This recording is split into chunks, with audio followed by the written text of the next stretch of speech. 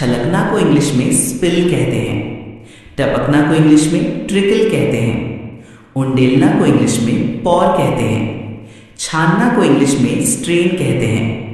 पूजा करना को इंग्लिश में वर्शिप कहते हैं। बाजीगरी दिखाना को इंग्लिश में जगल कहते हैं।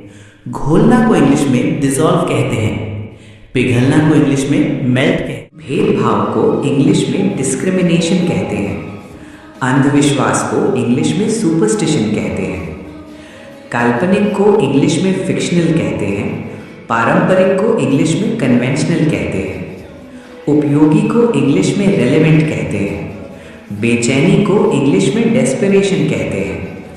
आकर्षित को इंग्लिश में फैसिनेटेड कहते हैं। बिखरना को इंग्लिश में डिसइंटीग्रेट कहते हैं और अति प्रसन्न को इंग्लिश में ब्लिसफुल कहते हैं।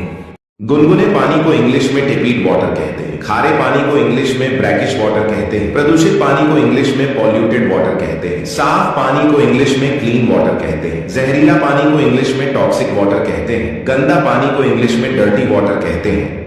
लंबाई को इंग्लिश में लेंथ कहते हैं। ऊंचाई को इंग्लिश में हाइट कहते हैं।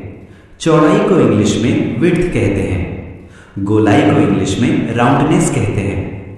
गहराई को इंग्लिश में डेप्थ कहते हैं। दूरी को इंग्लिश में डिस्टेंस कहते हैं। क्षेत्रफल को इंग्लिश में एरिया कहते हैं।